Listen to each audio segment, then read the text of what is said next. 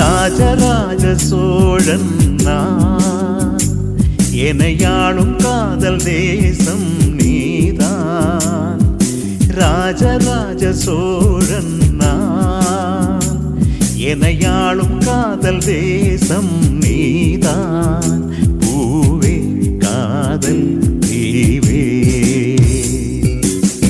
மண் மீது சொர்க்கம் வந்து பெண்ணாக ஆனதே, உல்லாச பூமி இங்கு உண்டானதே. ராஜராஜ சோழன் நான், எனையாளும் காதல் தேசம் நீதான். பூவே காதல் தீவே.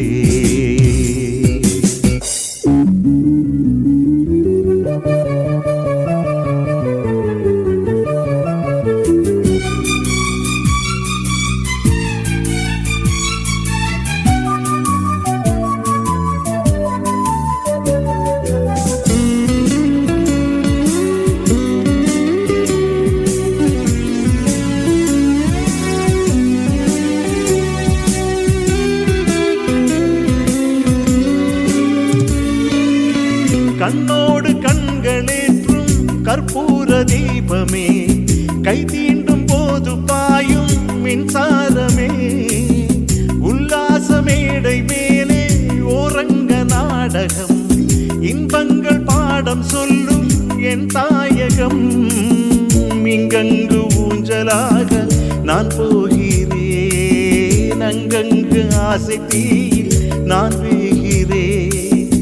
உன்றாக மோகனம் என் காதல் வாகனம், செந்தாமரை செந்தேன் மழை என் நாவி நீயே தேவி. ராஜராஜ சோழன் நான், எனையாளும் காதல் தேசம் நீதான். பூவே காதல் தீவே.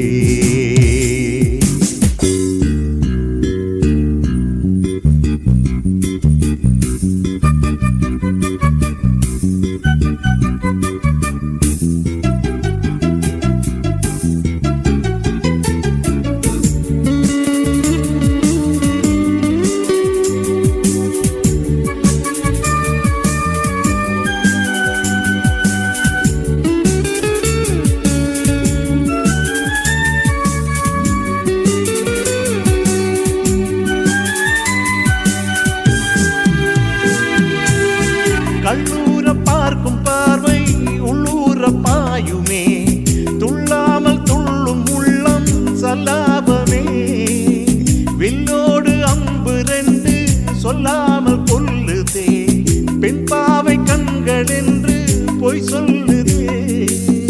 முந்தானை மூடும் ராணி செல்வாக்கிலே, என் காதல் கண்கள் போகும் பல்லாக்கிலே.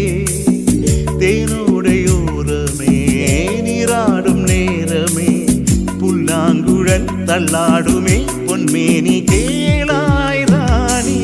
ராஜராஜ சோழன் நான், எனையாளும் காதல் தேசம் நீதான். ராஜராஜ சோழன் நான், எனையாளும் காதல் தேசம் நீதான். பூவே காதல் தீவே, மண் மீது சொர்க்கம் வந்து பெண்ணாக ஆனதே, உல்லாச பூமி இங்கு உண்டானதே. ராஜராஜ சோழன் நான், எனையாளும் காதல் தேசம் நீதான். பூவே காதல் தீவே. ചേട്ടാ, ഒരുപാട് ചാലഞ്ചസ് ജീവിതത്തിൽ ചെയ്തിട്ടുള്ള ഒരാളാണെന്നാണ് ഞാൻ വിശ്വസിക്കുന്നത്. ആ റൗണ്ടിലേക്ക് അങ്ങ് നേരിട്ടങ്ങ് പോയാ പോരെ. എന്നാലും ഒരു ചെറിയൊരു മോട്ടിവേഷൻ ഒക്കെ ആവട്ടെ നമുക്ക്. ധ്യാൻ ചേട്ടൻ ചെയ്ത ഒരു ചാലഞ്ച് ലൈഫില്, മ്യൂസിക്കൽ ജീവിതത്തിലാണോ എന്റെ ജീവിതത്തിലാണ് അങ്ങനെ ചോദിക്കണം. ഇപ്പൊ ഒരു ചാലഞ്ച് കഴിഞ്ഞു വന്നതേ ഉള്ളൂ.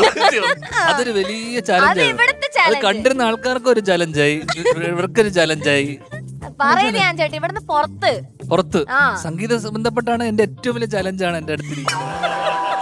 അല്ലാതെ സംഗീതം അല്ലാതെ സംഗീതം അല്ലാതെ ഇപ്പൊ തൽക്കാലം വലിയ വീട്ടിലെ ചാലഞ്ചസ് എന്തൊക്കെയാണ് ധ്യാൻ ചേട്ടാ? വീട്ടിലിപ്പം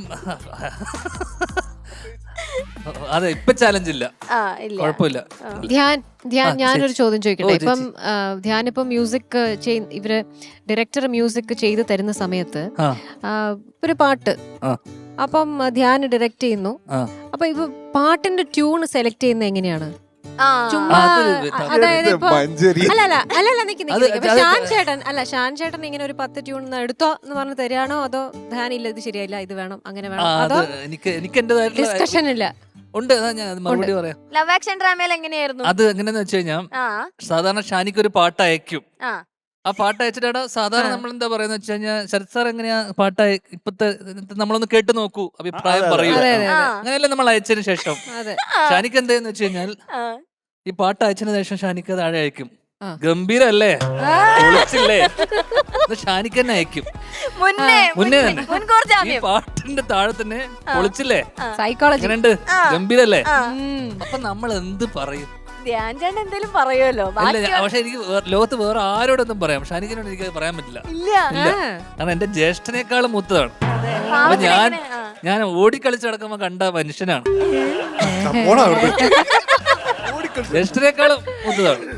അങ്ങനെ വലിയ മൂപ്പൊന്നുമില്ല. മൂപ്പുണ്ട്. ഒരു 10-30 വയസ്സിന്റെ മൂപ്പ്. അതിന് ചെറിയ മൂപ്പുണ്ട്. ആ. അപ്പൊ എനിക്ക് ഷാനിക്കേനെ അടുത്ത് എതിർത്ത്, കാരണം നമുക്ക് സംഗീതത്തെ കുറിച്ച് ഒന്നും അറിയില്ല. ഇല്ല. ആ. പക്ഷെ നമുക്ക് അറിയുന്ന ഒരു കാര്യമുണ്ട്, ഈ പാട്ട് കൊള്ളൂല. ഇവരുടെ പടത്തിലെ എല്ലാ പാട്ടും ഹിറ്റാണ്. അതെ, അത് ഞാൻ പറഞ്ഞ് ഏറ്റവും 10ാമത്തെ 15ാമത്തെ ട്യൂണാണ് നന്നാവുന്നത്. അപ്പൊ എനിക്കാണോ സംഗീതം അറിയാവുന്നത്, ഇദ്ദേഹത്തിനാണോ സംഗീതം അറിയാവുന്നത്? ഇദ്ദേഹത്തിന്റെ വളർച്ചയിൽ ഏറ്റവും പങ്കുള്ള ആളാണ് എന്റെ ജ്യേഷ്ഠൻ. അല്ല ഷാനിക്ക, ധ്യാൻ ശ്രീനിവാസൻ എന്ന് നമ്മൾ പറഞ്ഞാൽ- ഷാനിക്കയുടെ നല്ലതിന് വേണ്ടിയല്ലേ പറയുള്ളൂ, അറിയാലോ. അതെ അതെ അതത്ര അങ്ങനെ നന്നായ ഒരാളാണ്. ഒരാളാണിത്. ഇതിനോട് എന്തെങ്കിലും പറയാനുണ്ടോ ഷാനിക്കയ്ക്ക്? സത്യം ഇത് സത്യമല്ലേ ഷാനിക്ക? ഇല്ല ഷാനെ, ഷാനി എനിക്കൊരു കാര്യം പറയാനുള്ള, ഇങ്ങനെയുള്ള ഇത്ര നല്ല ട്യൂൺസ് സെലക്ട് ചെയ്യാൻ പറ്റിയ ഡയറക്ടേഴ്സ് ഇല്ലായിരുന്നു നീ എന്ത് ചെയ്തേനെ? ഞാൻ സത്യത്തില് ആ പ്രേക്ഷകരെല്ലാരും ഇരുന്ന് കേൾക്കാൻ ആഗ്രഹിച്ച ഒരു കാര്യമാണ്. കാരണം ഇവരുടെ കോമ്പിനേഷനിൽ ഒരുപാട് നല്ല പാട്ടുകൾ ഉണ്ടായിട്ടുണ്ട്, നല്ല സൂപ്പർ ഹിറ്റ് ആണ് എല്ലാ പാട്ടുകളും. അപ്പോൾ അതെങ്ങനെ അത് സെലക്ഷൻ ആരുടെ ഭാഗത്ത്, ഇപ്പൊ സംഗീതം ചെയ്യുന്ന സമയത്ത് പൊതുവെ ആൾക്കാർ ചോദിക്കും പാട്ട് എഴുതിയിട്ടാണോ ട്യൂൺ ചെയ്തത് അതോ ട്യൂൺ ഇട്ടിട്ടാണോ പാട്ട് എഴുതിയത്? ആ ട്യൂണിങ് അല്ല, വേറെ ആലോചിച്ച് പോണ്ട. മാജിക്കാണ് ഷാനിക്ക.